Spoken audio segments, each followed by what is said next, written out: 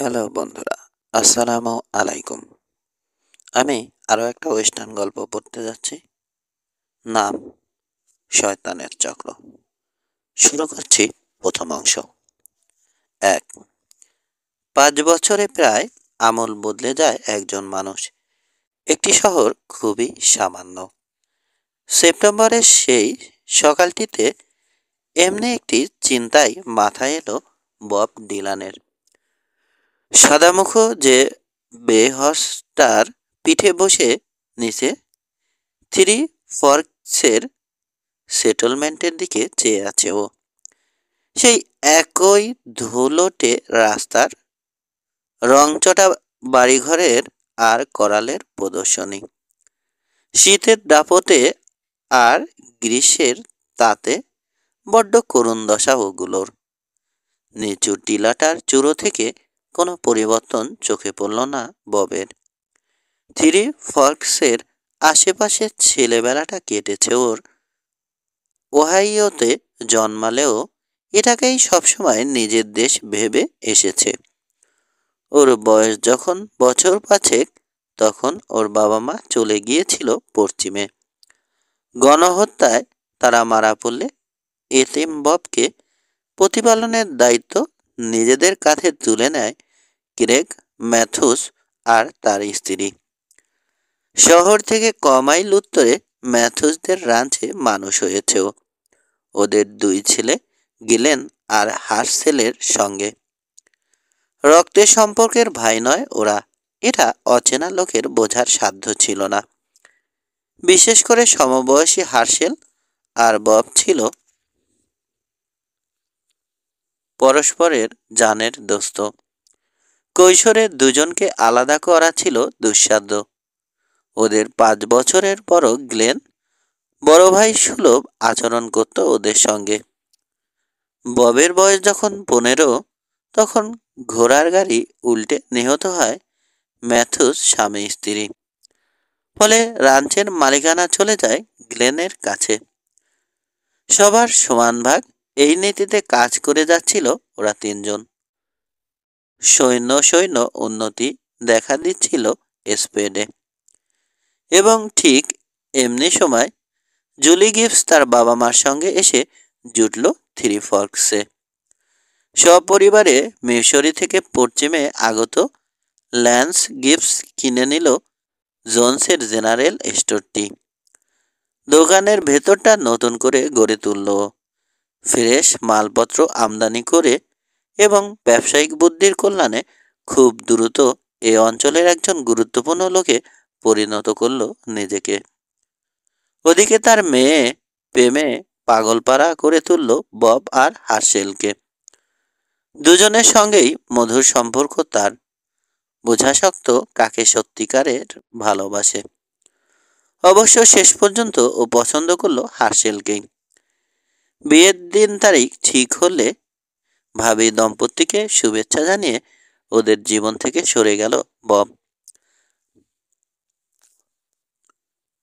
রাঞ্চে থাকলে একটা অস্বস্তিকর অবস্থার সৃষ্টি হবে বুঝেছিল। সেজন্যই চায়নি প্রিয় মানুষ দুজনের সুখের সংসারে কাটা হয়ে থাকতে। ৫ বছর পর এখন আবার ফিরে এসেছে সে, কিন্তু কয়েক ঘন্টার জন্যে মাত্র। ওয়াইয়োমিংয়ের মস্ত বড় এক রাঞ্চে ফোরম্যানের কাজ পেয়েছে। যাচ্ছিল এখান দিয়ে। কাজটার গুরুত্ব ওর কাছে অপরিসীম।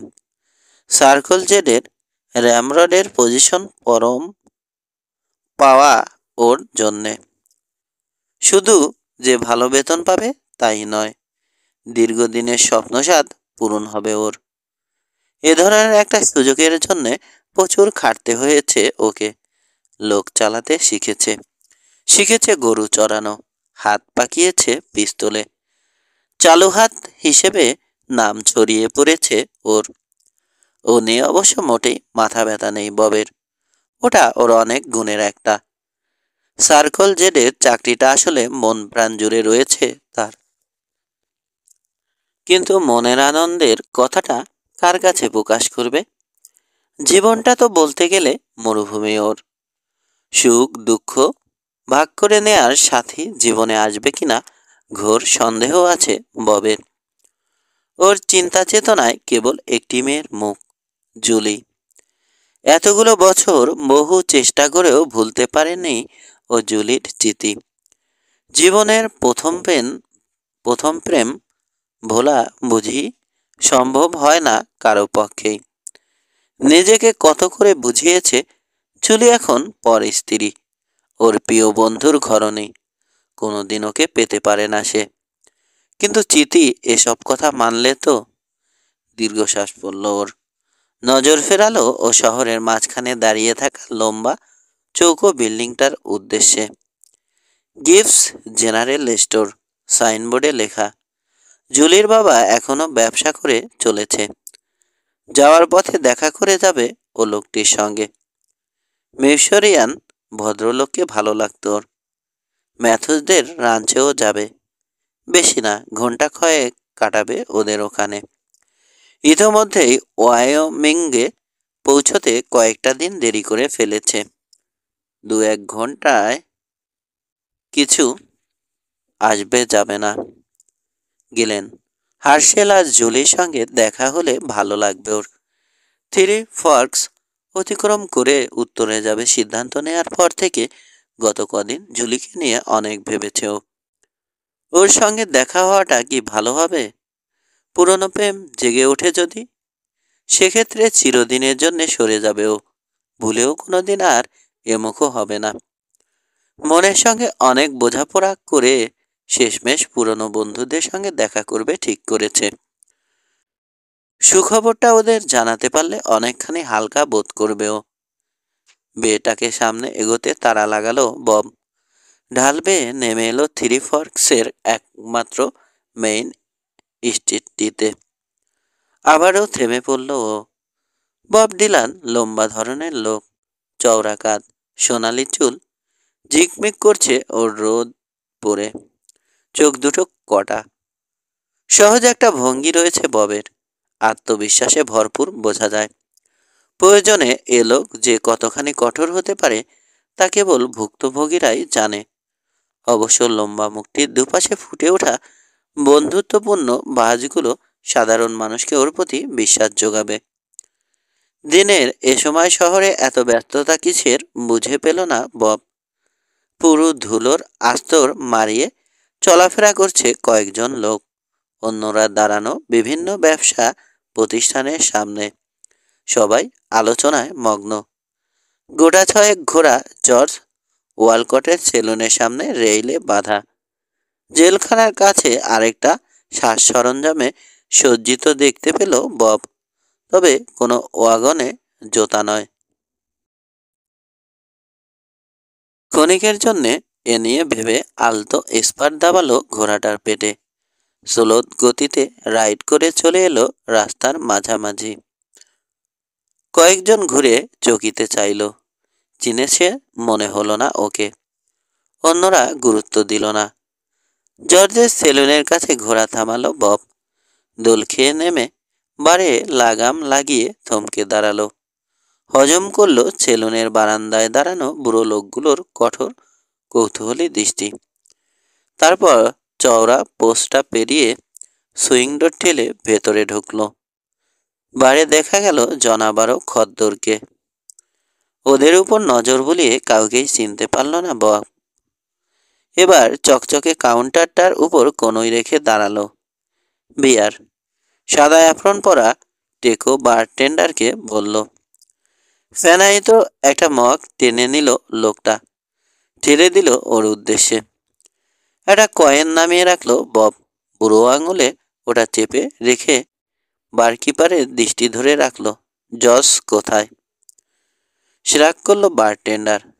আছে, কাছে পিঠে। কাছে পিঠে কোথায়? মার্শালের অফিসে দেখো। সকাল থেকে খুব উত্তেজনা দেখতে পাচ্ছি চারপাশে। কয়েনটা চাপমুক্ত করলো বব। কিসের? পুরোটা শুনতে পাইনি। হোল্ড আপ বা ওরকম কিছু হবে। দুজন নাকি গুলি খেয়েছে। বিরতি দিল বারটেন্ডার। ববের কাঁধের ওপাশে তাকালো। এখনই জানা যাবে মনে হচ্ছে। ওই যে জ্যাক শেফার আসছে। মার্শালের ডেপুটি। অর্ধেকটা ঘুরল বব। জ্যাক শেফার নামটা পরিচিত। বহু বছর ধরে ডেপুটি মার্শাল লোকটা ক্রুব্ধ, অসন্তুষ্ট ধরনের একজন মানুষ। টাউন কাউন্সিল ডেসমন্ড বাগলিকে মার্শাল নিযুক্ত করায় তার রাগের অন্ত ছিল না। ওর ধারণা প্রাক্তন মার্শালের অবসরের পর ওকে দায়িত্ব দেওয়া উচিত ছিল। ডেপুটি যেহেতু সেই ছিল তখন। এ প্রসঙ্গে ঘোট পাকানোর চেষ্টাও করেছিল, কিন্তু কাউন্সিল বহিরাগত হলেও ব্যাপক অভিজ্ঞতা এবং সুনামের কারণে সর্বসম্মতিক্রমে বাগলিকেই দায়িত্ব বুঝিয়ে দিয়েছে। বব শহর ছাড়ার বছরখানেক আগের ঘটনা এটা। জ্যাক শেফারের সে সময়কার বিদ্বেষ আর হতাশার কথা কোনোদিন ভুলবে না সে। জ্যাক তেমন একটা বদলায়নি। শরীরটা আরেকটু ভারী হয়েছে। গালে চর্বি জমেছে গালে চর্বি জমাতে ভারী কি ভাবটা আরো খানিকটা বেড়েছে। বব যেদিন শহর ত্যাগ করলো সেদিন জেল গেটে জ্যাকের সঙ্গে দেখা হয়ে গেলে লোকটা বলেছিল গোমরা মুখে, যাক আপদ বিদেয় হলো। আজও ওর মুখের চেহারায় সেদিনের সেই অভিব্যক্তি আবিষ্কার করলো বব। কেন যে দুজনের সম্পর্ক সহজ হয়নি বুঝে পায়নি ও। এক সময় মনে হতো ঈর্ষা, কিন্তু তার প্রমাণ কখনো পায়নি। মন্থর গতিতে এগিয়ে আসছে ডেপুটি। কঠোর দুটো চোখ জ্বালা ঝরাচ্ছে ওর উপর টের পেল। জ্যাকের মনোভাব পাল্টায়নি স্পষ্ট বুঝতে পারল বব। কেমন আছো জ্যাক বলে হাত বাড়িয়ে দিল ও। এক হাত দূরে থমকে দাঁড়ালো জ্যাক। অভিবাদন গ্রহণের কোনো লক্ষণ নেই। সরু চোখে চেয়ে আছে ববের দিকে। 5 বছরেই ভুলে গেলে? আমি বব, ম্যাথুসদের ওখানে থাকতাম। জানি তুমি কে, অনুচ্চ স্বরে বলল জ্যাক। আস্তে আস্তে ঘোরো, বারে হাত রেখে চুপচাপ দাঁড়িয়ে থাকবে। ভুরু কুচকে গেছে ববের। আদেশ পালনে আগ্রহ দেখালো না বিন্দুমাত্র। মুখ ফ্যাকাশে হয়ে গেল ক্রমশ। এসব কি? ভোতা সুরে প্রশ্ন করল। শিগগিরই জানতে পারবে, বলল ডেপুটি। এখন যা বলেছি তাই করো। লোকটার আড়ষ্ট অবয়ব এক ঝলক দেখে নিল বব। খানিকটা ঝুঁকে রয়েছে, ডান হাত হিপে পিস্তলের বাটে। সামান্যতম প্ররোচনায় গুলি করতে হাত কাঁপবে না ওর। ক্রোধ মাথাছাড়া দিতে চাইলে নিজেকে শান্ত করল বব। কোথাও কোনো ভুল হচ্ছে। এরা ওর পেছনে লাগছে কোন যুক্তিতে? মাথা নাড়ল। তুমি ভুল করছো জ্যাক, আর কাউকে খুঁজছো। সেটা মার্শাল বুঝবে। মার্শাল তোমাকে রাস্তায় দেখে ধরে আনতে পাঠিয়েছে আমাকে। আমি আর কিছু জানি না। থেমে শানিত চোখে ববকে মেপে নিল ডেপুটি। আসছো নাকি জোর খাটাবো? মুহূর্তখানেক ভেবে নিয়ে রাগ করল বব। হাঙ্গামায় জড়িয়ে অহেতুক সময় নষ্ট করা চলবে না ওর। এমনিতেই দেরি হয়ে গেছে। তার চেয়ে বরং মার্শালের সঙ্গে দেখা করে ঝামেলাটা মিটিয়ে ফেলা দরকার। ঘুরল ও, হাতের তালু রাখলো কাউন্টারে। জ্যাক এগিয়ে এসে ওর হোলস্টার থেকে পিস্তলটা বের করে গুজে দিল নিজের বেল্টে। চলো, বলল ডেপুটি। হাত দেখালো দরজার উদ্দেশ্যে। ফিরল এবার বব। কেন গ্রেপ্তার হলাম জানতে পারি? এখনো গ্রেপ্তার করা হয়নি, কাঠখোট্টা সুরে বলল জ্যাক। মার্শাল তোমার সঙ্গে কথা বলতে চায়। তুমি সকালে এখানে আসাতে সন্দেহ হয়েছে তার। সন্দেহ? একজন লোক শহরে এলে সন্দেহের কি আছে? এ তো প্রতিদিনের ঘটনা। বড়জোর 2 কি 3 ঘন্টা থাকবো এখানে। বন্ধুদের সঙ্গে দেখা করেই নিজের পথ ধরব। মাথা দোলালো জ্যাক। আমাকে এত প্রশ্ন করে লাভ নেই। মার্শালের মনের খবর আমি কি জানি? তোমাকে নিয়ে যেতে বলেছে, নিয়ে যাচ্ছি, ব্যাস। কোনো কারণ তো থাকবে। সুইং ডোরের দিকে আবার হাত দেখালো জ্যাক। আমি বেশি কিছু জানি না। সকালে একটা হোল্ড আপের ঘটনা ঘটেছে। 2 জন খুন হয়েছে। 4 জন লোক ডেঞ্জারফিল্ডের স্টেজ থামিয়েছিল। টাকা লুট করে ড্রাইভার আর গার্ডকে গুলি করে মেরেছে। তার সঙ্গে আমার কি সম্পর্ক? ড্রাইভার মরার আগে বলে গেছে দুজন আউটলকে নাকি চিনতে পেরেছে, গিলেন আর হার্শেল ম্যাথুস। সকালে এসব ঘটনা ঘটল, তুমিও সময় মতো এসে হাজির, বুঝলে না? মার্শাল দুয়ে দুয়ে 4 মিলিয়ে নিয়েছে। 2। ডেপুটির হাসি হাসি মুখটার দিকে একদৃষ্টে চেয়ে রইল বব। লোকটা খুব মজা পাচ্ছে। বারে হামলে পড়া উৎসাহী লোকগুলোর উপর দিয়ে বয়ে গেল ববের নজর এক ঝলক। এর কোনো অর্থ নেই, বলল। সেরাক করল ডেপুটি। হয়তো আছে, হয়তো নেই, আমি কিছু জানি না। যা বলার মার্শালকে বলো। চলো এখন। নীরব সেলুনটা থেকে পেরিয়ে রাস্তায় পড়ল ওরা। ঘোড়া দাববে ভাগবে কিনা দীর্ঘক্ষণ ভেবে শেষ অবধি জেলের উদ্দেশ্যে এগোলো বব। প্রকাণ্ড ঘোড়াটাকে রেইলে বেঁধে মার্শালের অফিসে পা বাড়ালো ও। গা ঘেঁষে অনুগমন করছে জ্যাক। বেশ কিছু লোক জড়ো হয়েছে ওখানে। ডেসমন্ড বাগলি বেশ বুড়িয়ে গেছে।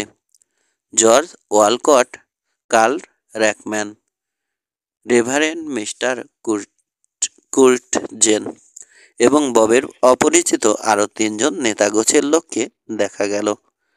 কার্ল আর জর্জ গাম্ভীর্যের সঙ্গে ববের উদ্দেশ্যে হাত নেড়ে হাত বাড়ালো স্বাগত জানিয়ে। ওদের সঙ্গে কর্মদন করে পরক্ষণে বাগলির দিকে দৃষ্টি ফেরালো বব। ঝটপট গিট্টু খুলতে চাই মার্শাল, লম্বা রাস্তা পড়ে আছে সামনে, হাতে সময় নেই। ডেস্কে ঠং করে ফেললো জ্যাক ববের পিস্তলটা। বলছে এমনি নাকি যাচ্ছিল এদিক দিয়ে, খুব ব্যস্ততা দেখালো। অস্ত্রটায় নজর বুলিয়ে সহকারীর দিকে চাইল বাগলি। তুমি ভাগ্যবান লোক জ্যাক। প্রাচীন সুইবেল চেয়ারটায় গাঁট মেরে বসল। রেভারেন্ড মিস্টার কুর্টজেন আর অচেনা লোকগুলো মাথা নেড়ে সায় জানালো। কার্ল বলল, কোথায় যাচ্ছিলে তুমি বব? চাকরির কথাটা ভেঙে বলল ওদেরকে বব। ভাবের সঙ্গে ওর দিকে চাইল বাগলি। কোনো প্রমাণ আছে? লম্যানের দৃষ্টিটাকে পাল্টা ফিরিয়ে দিল বব। প্রমাণ থাকতে হবে? তুমি শিগগিরই চলে যেতে চাইছো এখান থেকে। চিঠি বা ও ধরনের কিছু থাকলে তোমারই সুবিধা। নেই, বব বলল। সার্কল জেডে খবর নাও, তাতে 4-5 দিন লেগে যাবে, মন্তব্য করল কাল। রাগটা নাড়া দিল ববের গোটা দেহে। তোমার ডেপুটি বলল তোমার ধারণা আমি নাকি ডাকাতিতে জড়িত। কথাটা কি ঠিক? সেজন্যই আমার অফিসে এখন তুমি, বলল বাগলি। বললামই তো, এখান দিয়ে যাচ্ছিলাম। প্রমাণ কই? কাল রাত থেকে আজ ভোর পর্যন্ত কোথায় ছিলে? প্রমাণ দিতে পারবে? নদীর ধারে ক্যাম্প করে। দেখেছে কেউ? মাথা নাড়ল বব। একা ছিলাম, কাউকে পাস করতে দেখিনি। কিন্তু তুমি যা ভাবছো সেটা মোটেই ঠিক নয়। গেলেন আর হার্শেলকে অযথা সন্দেহ করা হচ্ছে। তুমি খুব নিঃসন্দেহ মনে হচ্ছে, বলল মার্শাল। ড্রাইভার ওদের চিনেছে বলার পরও ওদের একজন পালাতে গিয়ে গার্ডের গুলিও খেয়েছে। ও ভুল বলেছে, নাছোড় বব। ম্যাথুসরা আউটল নয়। জর্জ ওয়ালকট ভেস্ট পকেট থেকে একটা চুরুট বের করে ধরালো। শহর ছাড়ার পর এই প্রথম এসেছো? হ্যাঁ, বলল বব।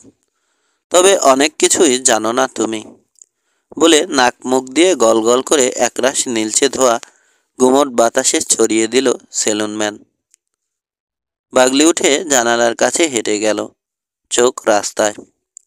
ফসির দেরি হয়ে যাচ্ছে, অসন্তোষ প্রকাশ পেল ওর কণ্ঠে। কার্টলিদের জন্য অপেক্ষা করছে, ব্যাখ্যা করল জ্যাক। এডো আর রেনিকে খুঁজতে সময় লাগছে ওর, শুনলাম, বলল কার্ল। ওদের ছাড়াও চলতো আমাদের, বলল লম্যান। আমাদের সঙ্গে যেতে চাইলে কার্টলি চলে আসা উচিত। ওর অবশ্য যাওয়ার কোনো দরকার ছিল না। স্টেজ লাইন ইনভেস্টিগেটরের দরকার পড়ে না এসব সামলাতে। সহসা চরকির মতন ঘুরে মুখোমুখি হলো ববের। তোমার নাকি সময় নেই, তবে সেলুনে কি করছিলে? কাজ দেখালো বব হতাশ ভঙ্গিতে। একটা বেয়ার খেয়েই বেরিয়ে পড়তাম। ম্যাথুসদের দেখনি তুমি? ঠিক তো, 5 বছরের মধ্যে দেখিনি। আমার মনে হয় মার্শাল। কাল আরম্ভ করলে হাত নেড়ে থামিয়ে দিল বাগলি। অদ্ভুত লাগছে আমার কাছে, বলে ববের কাছে চলে এলো। ম্যাথুসরা যেদিন স্টেজ ডাকাতি করলো ঠিক সেদিনই তোমার আসতে হলো এখানে। ম্যাথুসদের সঙ্গে বড় হয়েছ তুমি, ফার্স্ট গান হিসেবে নাম আছে তোমার। সব মিলে কেমন আজব একটা ব্যাপার। মোটেই না, সমানে সমানে বলল বব। প্রথম কথা, ড্রাইভার যতই বলুক ম্যাথুসদের সে দেখেছে, আমি এটা মানি না। ও ভুল দেখেছে, ওরা এসব করবে না। আর আমি যাচ্ছিলাম এখান দিয়ে, এতে অসুবিধাটা কি দেখলে? কাল অন্য আরেকটা শহর পেরিয়ে এসেছি, তার আগে আরো অনেকগুলো। থামলো, লম্বা বিরতি দিয়ে বলল, আর পিস্তলের কথা বলছো? আমার নামে কোনো ওয়ান্টেড পোস্টার দেখেছ কোথাও? না, তা দেখিনি। তাহলে পিস্তলের কথা না তোলাই ভালো। আত্মরক্ষার প্রয়োজন ছাড়া অস্ত্র ব্যবহার করি না আমি। সে রাগ করল বাগলি। সব আউটল একই গল্প বলে। কার্টলি এসে গেছে, জর্জ ওয়ালকট বলল। ফলে প্রতিবাদ করা হলো না ববের। উত্তপ্ত ছোট্ট রুমটায় নৈশব্দ নেমে এলো। কার্টলি লোকটা দশাসই, কালো চোখ জোড়া ধারালো, কঠোর মুখে খাড়া নাকটা দৃষ্টি আকর্ষণ করে। দুজনকে অনুসরণ করে ঢুকলো ঘরে। একজন লাল চুলো তরুণ কাউবয়, অপরজন কাটলির সমবয়সী। তো মার্শাল, তুমি রেডি? হ্যাঁ, তোমার জন্য অপেক্ষা করছি। ববের দিকে চকিতে চাইল কাটলি। একে আগে কখনো দেখেছি বলে তো মনে হয় না। বব নাম, ম্যাথুসদের বন্ধু। 5 বছর পর নাকি দেখা করতে এসেছে ওদের সঙ্গে। চোখ শুরু করে ববকে মাপল কাটলি। আর সকালটাই বেছে নিলে? শীতল দৃষ্টিতে পাল্টা তাকালো বব। কে তুমি? আমি তোমাকে চিনি না, কাজেই খামোকা নাক গলাতে এসো না। না গলিয়ে উপায় নেই, ওর পক্ষে বলল বাগলি। ও হচ্ছে ও হচ্ছে কার্টলি ব্রাউন, ডেঞ্জারফিল্ড স্টেজের স্পেশাল ইনভেস্টিগেটর। হোল্ড আপগুলোর ব্যাপারে তদন্ত করে। লাল মাথা হচ্ছে রেনি, আর ও এডো। এডোকে ভালো করে দেখে নিল বব। লোকটাকে চেনা চেনা লাগছে, কিন্তু ঠিক ধরতে পারল না। ওর মাথায় তখন ঘুরছে অন্য আরেকটা চিন্তা। মার্শালের এইমাত্র বলা কথাটা নিয়ে ভাবনা চলছে। আরও হোল্ড আপের ঘটনা ঘটেছে নাকি এদিকে? 3টে, বলল বাগলি। ম্যাথুসদের আগে দেখেছে কেউ ডাকাতি করতে? না। তার মানে হুট করে ওরা আউটল হয়ে গেল? অবজ্ঞা ঝরল ববের কণ্ঠে। আর আমি যেহেতু চিনি ওদের, কাজেই আমিও আউটল। মার্শাল, তোমার উপর আস্থা রাখতে পারছি না। ভূত করে উঠল কার্টলি। এই রিজ রানারটা যাই বলুক না কেন, কাজটা ম্যাথুসদেরই। ড্রাইভার যখন চিনেছে তখন আর কোনো প্রমাণের প্রয়োজন পড়ে না। থেমে মনোযোগ ফেরালো বাগলির প্রতি। তোমার ধারণা এ লোক ঘটনার সঙ্গে জড়িত? হতে পারে, লম্যানের জবাব। এখানে আসতাম তাহলে, দাবি করল বব। অতি বুদ্ধি, বাগলির জবাব। হয়তো ভেবেছ কেউ তোমাকে সন্দেহ করবে না। আমাদের প্ল্যান পরিকল্পনা জেনে গিয়ে ম্যাথুসদের বলে দিতে। নিদারুণ হতাশায় শুধুমাত্র রাগ করতে পারল বব। নীরের দেয়ালে মাথা কুটছে যেন সে। এদেরকে কিভাবে বিশ্বাস করাবে? ম্যাথুসরা আর সে যে খুন ডাকাতিতে জড়িত, এদের এই হাস্যকর ধারণাটা যেভাবে হোক দূর করতে হবে। তা এই রিজ রানারটাকে নিয়ে কি করবে ঠিক করে ফেলো, বলল কার্টলি। ইচ্ছে করে আবারও উচ্চারণ করলো রিজ রানার শব্দটা। রওনা হওয়া দরকার। যত দেরি করব আউটলগুলোকে ট্র্যাক করা ততই কঠিন হবে। আমিও তাই বলছিলাম, কর্কশ কণ্ঠে বলল বাগলি। তোমাদের জন্য অপেক্ষা করার সময়। ভাবলেশীন দৃষ্টি হানল ইনভেস্টিগেটর মার্শালের দিকে। লোকটার সামর্থ্যের প্রতি তিলমাত্র শ্রদ্ধাবোধ নেই ওর। সহ্য করতে হচ্ছে শুধুমাত্র আইনগত কর্তৃত্ব আছে বলে। আমরা রেডি মার্শাল, বলল। জ্যাক শেফার চরকির মতন ঘুরল পাগলির উদ্দেশ্যে। এর ব্যাপারে কি করব? ছেড়ে দেব? মাথা নাড়ল লম্যান। না, সেলে ঢোকাও। একে একটা সময় পর্যন্ত আটকে রাখলে সুফল পাওয়া যেতে পারে। অন্তত ঘটনার তল না জানা পর্যন্ত থাকুক।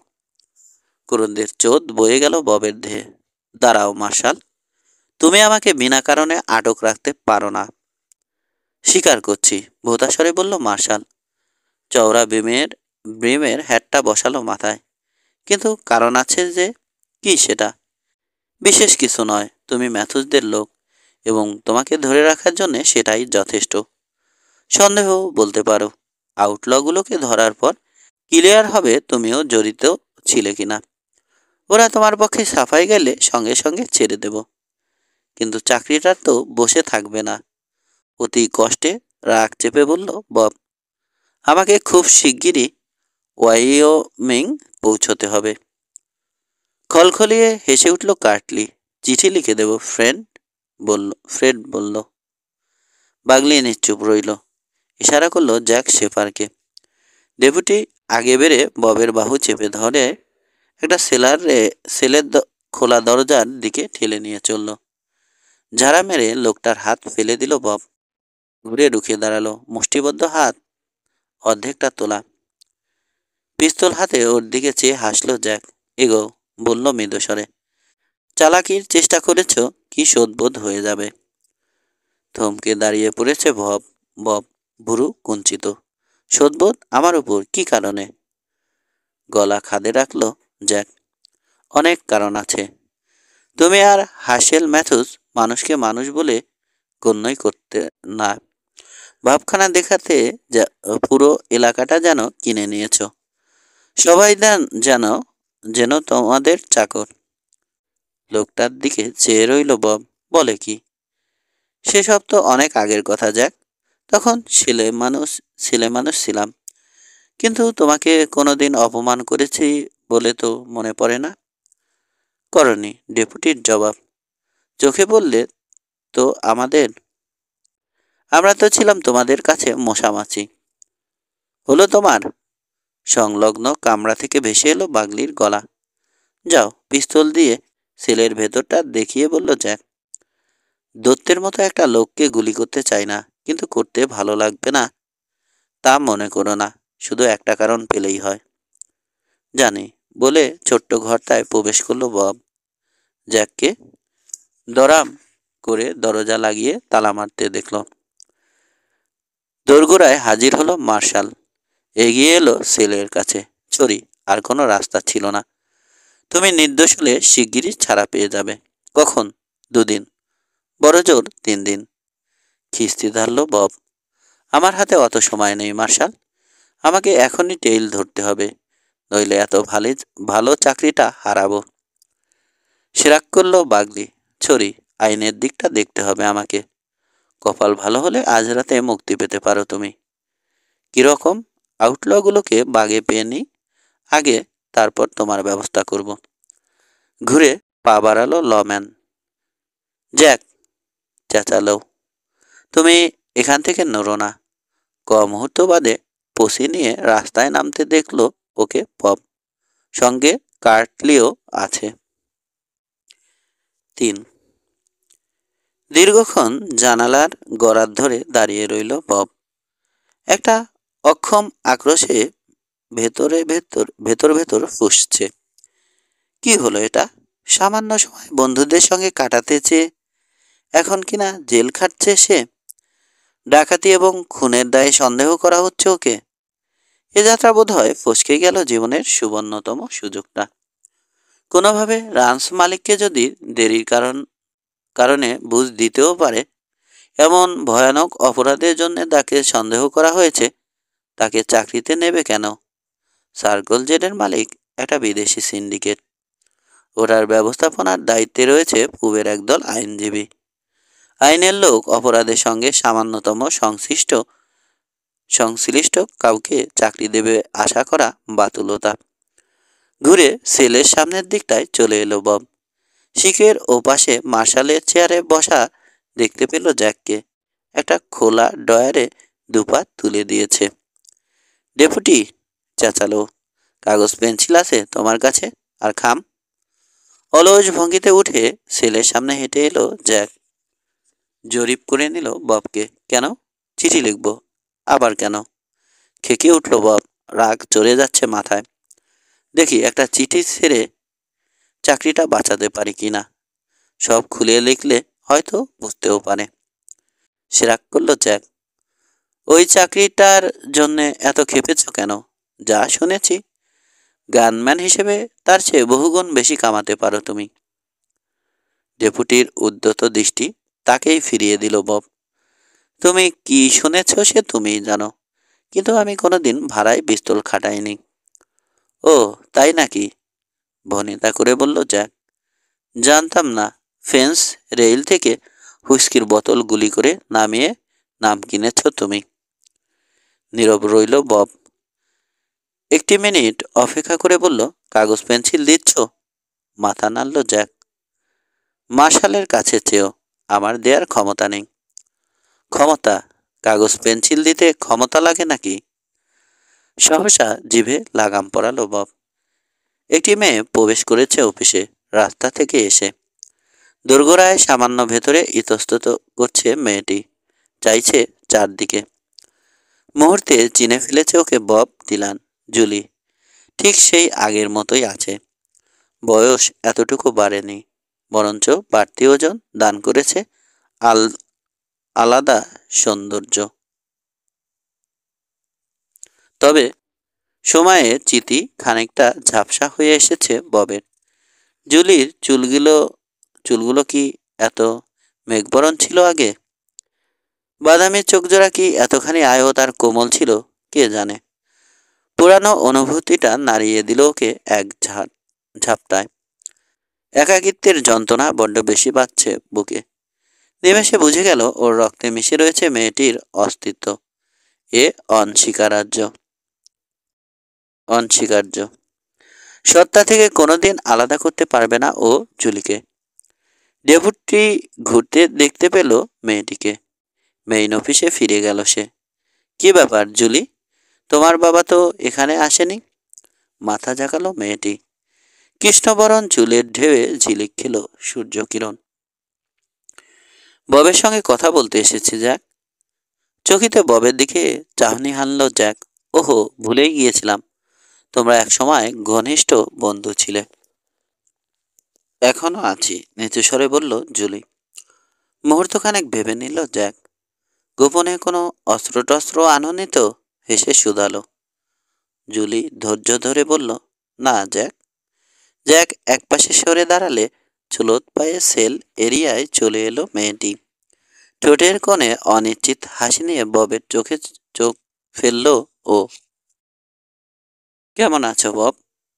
মাথা নাড়ল বব। তুমি কেমন আছো? বাড়ির কাছে এগিয়ে এসে ঘাড়ের উপর দিয়ে জ্যাক সেভারকে এক ঝলক দেখে নিল জুলি। দোরগোড়ায় তখনও দাঁড়িয়ে লোকটা, সাগ্রহে চেয়ে। জুলিকে চাইতে দেখে রাগ করে সরে গেল। ববের দিকে আবার তাকালো মেয়েটি।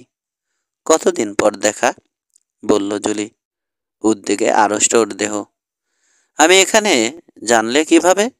বাবা বলেছে? হ্যাঁ, আমি এসবে জড়িত নই জুলি। গিলেন আর হার্সেলের মতো আমিও নির্দোষ। এখানকার লোকজনের হয়েছেটা কি বলো তো? ববের তামাটে মুখটায় কি যেন খুঁজলো জুলি। তুমি চলে যাওয়ার পর সব বদলে গেছে বব, সব বদলে গেছে। কিরকম? খুন ডাকাতি বেড়ে গেছে ভয়ানক রকম, সবাই ততস্থ। হোক, কিন্তু ম্যাথুজরা ডাকাত হয়ে গেছে বললেই বিশ্বাস করতে হবে? আমি ওদেরকে ভালো করেই চিনি। ড্রাইভারটার কথার 1 পয়সা দামও দিই না আমি। দৃষ্টি নামিয়ে নিল জুলি। অনুচ্চস্বরে বলল, ওরা আর আগের মতো নেই, বদলে গেছে। বিশেষ করে হার্সেল। কি বলতে চাইছো? তোমার কথা শুনে মনে হচ্ছে তুমিও ওদের সন্দেহ করো। ওরা স্টেজ হোল্ড আপ করতে যাবে কোন দুঃখে? তুমি চলে যাওয়ার পর রাঞ্চটা ঠিকমতো চলছিল না, বলল মেয়েটি। থেমে ফের চাইল জ্যাক সেপারের দিকে। আউটার অফিসে দরজার চৌকাঠে হেলান দিয়ে দাঁড়ানো সে। ওদের দিকে পিঠ ফিরিয়ে রাস্তায় কিছু একটা দেখছে। আনথ্রেক্সকে ধরেছিল ওদের গরুগুলোকে। আনথ্রেক্সে ধরেছিল ওদের গরুগুলোকে। সব শেষ হয়ে গিয়েছিল দুভাইয়ের। আগুন লেগে পুড়ে ছাই হয়ে গিয়েছিল বায়ানটা। খাবার দাবার শুদ্ধ। শনির দশায় পেয়েছিল ওদের। এরপর থেকে শহরের কয়েকটা বদমাশের সঙ্গে মেলামেশা শুরু করে দিল হার্শেল। গিলেন নতুন করে আবার গড়ে তোলার চেষ্টা করতে চাইল, ও আর মন দিল না। হাতের অসহায় একটা ভঙ্গি করল জুলি। তুমি এখনকার হার্শেলকে চেনো না। একেবারে অন্য এক মানুষ সে। 5 বছর আগের সেই হার্শেল আর নেই। একটু উচ্ছৃঙ্খল পাগলাটে আগেও ছিল, কিন্তু বকে যায়নি। অন্য মনস্ক সুরে বলল বব। খুব ফুর্তিবাজ ছেলে ছিল। সেটা 5 বছর আগের কথা। এখন পরিস্থিতি অন্যরকম। তোমাকে কি বলবো বব? ওকে ধরতে পারলে লোকজন ফাঁসিতে লটকাবে। তাৎক্ষণিক কোনো জবাব দিতে পারল না বব। একদৃষ্টে চেয়ে সে মেয়েটির দিকে। অবিশ্বাস্য মনে হচ্ছে কথাগুলো। গেলেন আর হার্শেল ম্যাথুস আউটল, খুনি। মনে প্রাণে বিশ্বাস না করলে এমন কথা বেরোতো না জুলির মুখ থেকে। আর কেউ বললে বিশ্বাস করতাম না, বলল বব। কিন্তু হার্শেলের স্ত্রী যখন বলছে। আমি হার্শেলের স্ত্রী নই, কথা কেড়ে নিল জুলি। বিয়ে হয়নি আমাদের। থ বনে গেল বিস্ময়ে বব। কি বলছো? আমি যখন চলে গেলাম তখন তো তোমরা বিয়ের পরিকল্পনা করছিলাম, শান্ত স্বরে বলল মেয়েটি।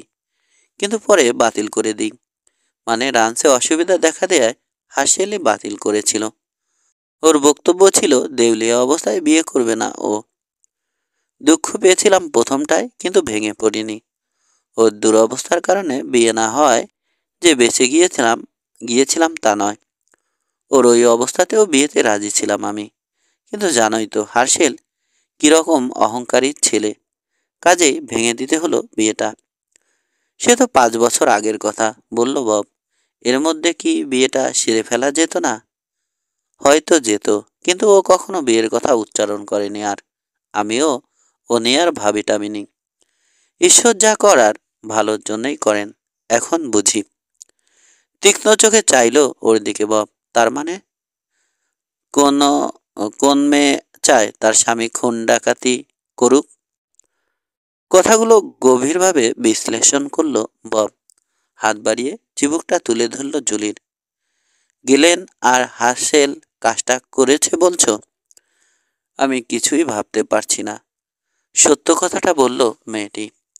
জানে কথাটা সত্যি, কিন্তু বিশ্বাস করতে মন চায় না। আমারও একই দশা, বলল বব। প্রথমে ভেবেছিলাম লোকগুলোর মাথা খারাপ হয়ে গেছে, কিন্তু এখন আর অতটা নিশ্চিত হতে পারছি না। তবে যাই হোক, ব্যাপারটা আমি নিজে যাচাই করতে চাই। লোকের কথায় কান দিচ্ছি না। দৃষ্টি অন্যত্র ফেরালো জুলি। আমার এ ব্যাপারে কখনোই আমরা এ ব্যাপারে কখনোই নিশ্চিত হতে পারবো না। বাবা বলে ওরা ধরা পড়লে শহরে পৌঁছানোর আগেই পাবলিকের হাতে মারা পড়বে। লোকের ধারণা কাজটা ওদের। তাছাড়া ড্রাইভার আর গার্ড দুটো এখানে বাস করত। কাজেই নিজেদের হাতে আইন তুলে নেবে মানুষ। মেয়েটির ত্রস্ত উদ্বিগ্ন মুখটা নিরীক্ষ করল বব। বুঝতে চাইল ওর অনুভূতি কতখানি গভীর। নৃশংস মৃত্যুর মুখোমুখি দাঁড়ানো পুরনো বন্ধুর প্রতি নারীর সহজাত উৎকণ্ঠা, নাকি অটুট প্রেমানুভূতি। বিষয়টা পরিষ্কার হওয়া দরকার। জুলির বিয়ে হয়নি জেনে আশার আলো দপ করে আবার জ্বলে উঠেছে ওর অন্তরে। চিন্তাটার পেছনে অন্যান্য কারণও রয়েছে অবশ্য। সত্যটা জানতে ওর নিজের আগ্রহ কম নয়। লিঞ্চিংয়ের সম্ভাবনা থাকলে ম্যাথুসদের রক্ষা করার তাগিদও অনুভব করছে এবং ম্যাথুস পরিবারের প্রতি গভীর কৃতজ্ঞতা বোধকে তো আর সে অস্বীকার করতে পারে না। ম্যাথুসরা কি না করেছে ওর জন্যে। একটা এতিম ছেলেকে আপন সন্তানের মতো মানুষ করেছে। আজকের দুনিয়ায় কে করে কার জন্যে? ওদের ছেলেদের বিপদের সময় পাশে দাঁড়ানো এবং ওরা যাতে ন্যায্য বিচার পায় তার ব্যবস্থা করা তো ওর কর্তব্য। মেয়েটির মাথার উপর দিয়ে জ্যাক শেফারকে দেখে নিল ও। দোরগোড়ায় তখনও দাঁড়িয়ে। একটা রাস্তাই খোলা। গেলেন আর হার্শেলকে খুঁজে বের করে একটা হিল্লে করা নিষ্কম্প কণ্ঠে বলল। চট করে মুখ তুলে চাইল জুলি। কিন্তু জেলে বসে তুমি কি করবে, কিভাবে? হাসলো বব। ইচ্ছা থাকলে উপায় হয়। তুমি এখন যাও, এ ব্যাপারে আর ভেবো না, কেমন? তোমাদের দোকানে থেকো, তাতে বুঝতে পারবো কোথায় পাওয়া যাবে তোমাকে। আরেকটা কথা, কাউকে কিছু বলো না। মাথা নেড়ে আশান্বিত হাসলো জুলি। ঠিক আছে বব, তুমি কিন্তু সাবধান থেকো। মাথা ঝাঁকিয়ে সায় জানালো বব। ঘুরে পা বাড়ালো জুলি। 4 আরও কম হতো দরজার কাছে দাঁড়িয়ে রইল ডেপুটি জ্যাক শেফার। জুলি গিবসকে ওর বাবার জেনারেল স্টোরের উদ্দেশ্যে ধীর পায়ে যেতে দেখল। একটা লোক পাশ কাটানোর সময় কথা বলল মেয়েটির সঙ্গে। সাইডওয়াকে ঢাক পেটাচ্ছে তার বুটের হিল।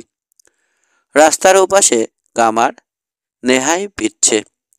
জেলখানার পেছন থেকে ভেসে আসছে একটা কুকুরের অবিরাম একঘেয়ে চিৎকার। জ্যাক শেষ পর্যন্ত ঘুরে অফিসে ফিরে এলো। গরম পড়েছে আজ। হ্যাটটা খুলে ছুড়ে দিল মার্শালের ডেস্কে। ঘাম মুছল কপালের। খোলা জায়গাটায় চলে এলো, যেখান থেকে ববকে দেখতে পাবে। কি খিদে পেয়েছে? হ্যাঁ, বলল বব। নাস্তার সুযোগও তো দাও নেই। কিছু মুখে দিতে পারলে হতো। সকাল গড়িয়ে দুপুরের দিকে চলেছে, বুঝতে পারছে ও।